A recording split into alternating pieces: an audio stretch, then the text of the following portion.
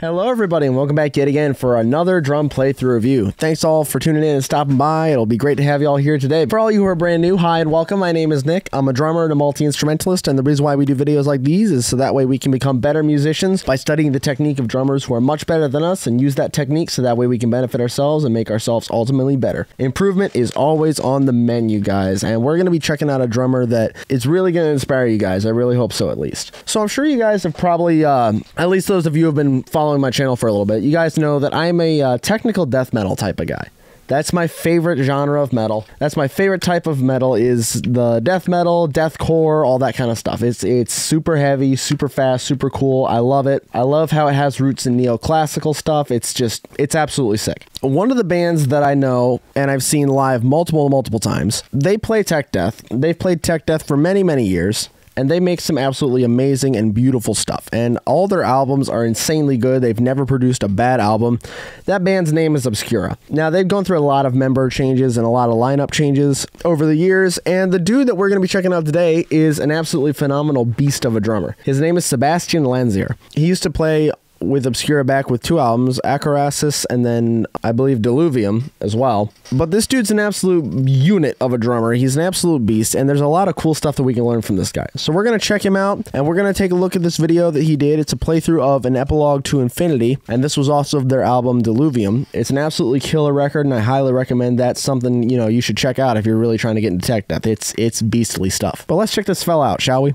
Before we start, though, I check my YouTube analytics, as any good creator should, and only about 0.7% of you guys are actually subscribed to the channel.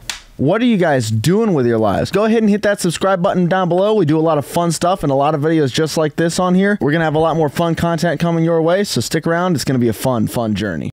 All right. Well, without further ado, ladies and gents, let's jump in. Let's take a look and see what Sebastian Lanser has to offer us. This is a 6-minute video because it's a longer song.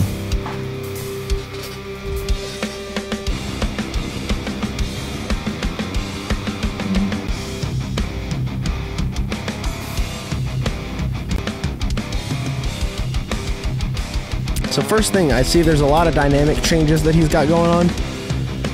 Good use of ghost notes. Good use of his accents as well. He's legit.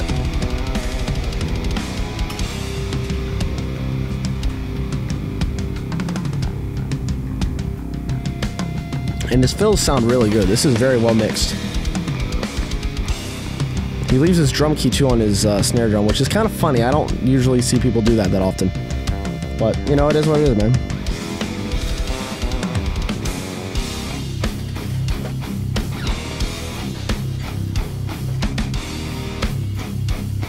And there's some weird time signatures going on in here as well.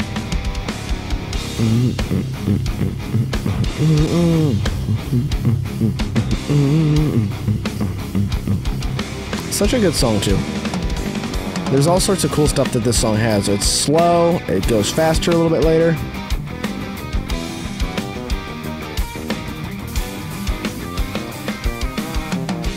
Very tasteful use on his hi-hat as well. He's using all sorts of little flares and all that. It's so cool. That too, and also his hand and eye coordination is really good here.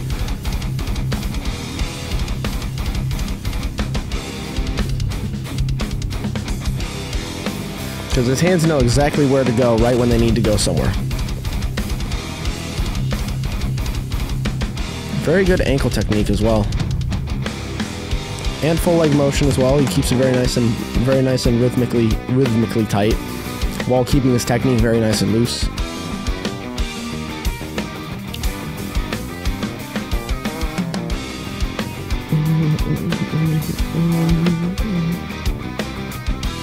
Now coming up here is going to be a little bit of a change in the music. There's a metric modulation that happens in just a little bit. Just look at that bass drum technique though, it's so clean. Not a trigger in sight.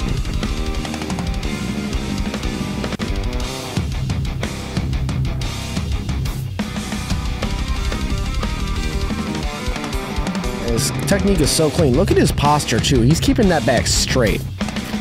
Good posture is absolutely necessary.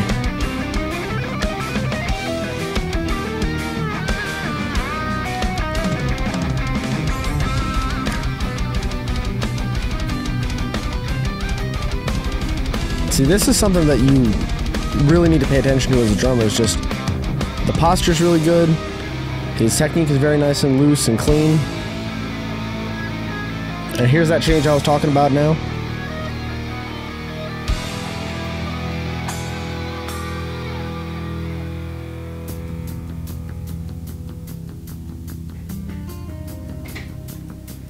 Things are about to get real here in just a second with this song. You look at his grip too, he's keeping it very nice and loose. He's not death gripping his sticks. And look at that blast beat right there. Excellent, excellent French grip. Excellent switch blasting as well.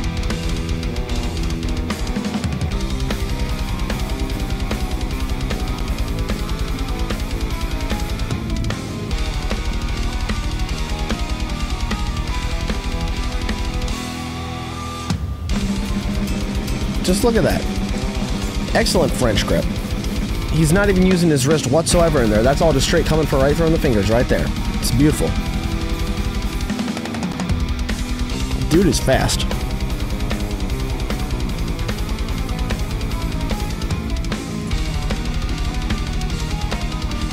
You can tell he's paying a lot of attention to that rhythm. And he's paying a lot of attention to his metronome.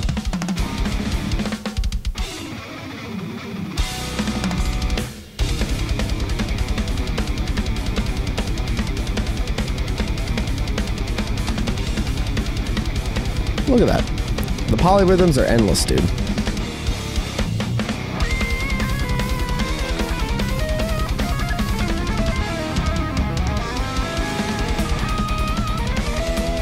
Nice claves, nice cool rhythms. Weird time signatures, polyrhythms, cool syncopation riffs. This dude's got everything under his belt in this reel.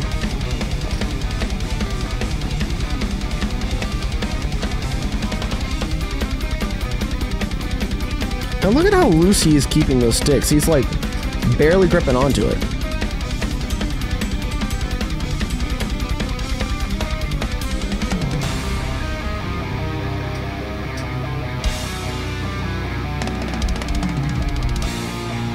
Nice fills as well.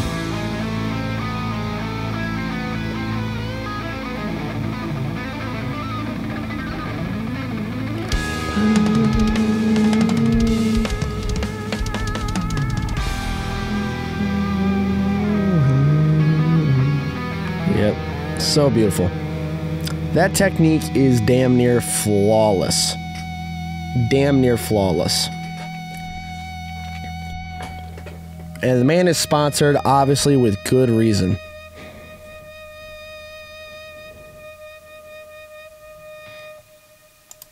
So yeah, that's an excellent playthrough, my guys. And that man's got some absolutely super clean technique. That is a drummer that you want to model after, someone like that. Now let's go ahead and jump into the review, because there is a lot of cool stuff we got going on here. All right, well, Sebastian Lanser, what an absolutely phenomenal drummer.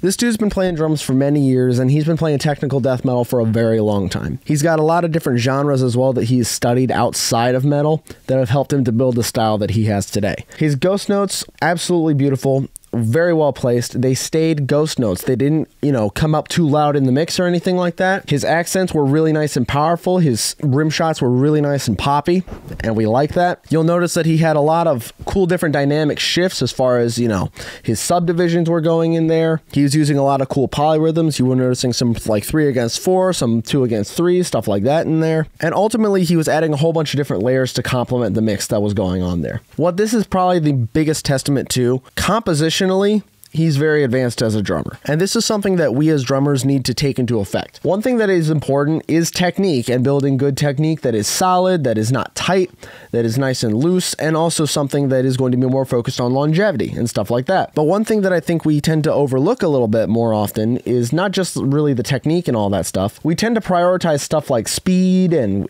power, but what I think we tend to ignore a little bit is just overall composition. You'll notice when he's playing that song, he's playing stuff that is very complicated. It adds a whole extra layer onto the music, and it adds a whole extra selection of different notes that usually aren't going to get played in a song. He's using all sorts of cool subdivisions that are really nice and neat. He's perfectly timed his cymbals to match up with different parts of the bar so that way people stay on time in the band. But he also adds all sorts of extra stuff in there to make sure that it stays nice and full as a mix, and that the percussion is also matching along with the bass guitar and stuff like that. And ultimately what this testifies is his composition. See, as drummers, we have a choice. We can keep it basic, and there are parts of the song as well where he actually is fairly basic, where he's just doing a you know, kind of beat. But then there's also parts in there where he's doing some really crazy polyrhythms, as well as doing some really odd time signatures and stuff like that. And each one of those complements the song in a different way. So as drummers, we have a choice. We can either choose to play something super simple, really dumbed down, just really focus on being more of a timekeeper in the band, or we can try and take it to the next level and make the drums its own separate thing that keeps everyone in time but adds extra layers to that music. Because ultimately, something that will benefit you more than anything is being able to add those extra layers into the music, because it allows for a much more fuller mix, it allows for you to be able to more creatively and artistically express yourself, and it allows those other instruments some more space to breathe and kind of fill in some different voids, as well as also for you as a drummer to shine a little bit more and show off some of them chops. Because let me tell you something, there's something really fun about showing off chops as a drummer, and just sticking around to a basic beat isn't always necessarily the best thing. Sometimes though, there's nothing better than a good old basic, you know, 4 on the floor kind of beat. But definitely at your own discretion, you know, think about maybe, am I going to want to do something a little bit different here with the drums and stuff like that? Because ultimately we want to make sure we're complementing the song and adding more onto the song, so that way it's the best possible song we can make. Now, just to break down his technique real quick, very nice and loose, good ankle motion going on, good wrist motion, wasn't death gripping the sticks too hard, and he wasn't like, you know, really forcing down those drum pedals or anything like that. He was just keeping it, you know, with the perfect amount of power that he needed. And that's something ultimately that comes with practice. So make sure you are just practicing your dynamics as much as possible, and practicing your dynamic shifts as well, and making sure that you're staying, you know, very well versed as far as being able to shift from going from a loud dynamic to a much more softer dynamic, because that's beneficial as well. But yeah, what an excellent job as far as Sebastian Lanser is concerned. That dude is an absolute legend. He doesn't play with Obscura anymore. Now he plays for Obsidious, which is another really cool band that I highly recommend you check out. And other than that, man, that's all we got for this video. So go ahead and don't forget to like, share, comment, and subscribe. Let me know down below your thoughts on Sebastian's playthrough. I thought it was pretty darn good, and I really did enjoy that. Don't forget too to check out the other videos that I got coming up on my channel here. And with all that being said, y'all, that's the end of this video. So thanks everyone for tuning in and stopping by. It's been great to have all y'all here, and I'll see you guys in the next video. So cheers, and have a great rest of your night.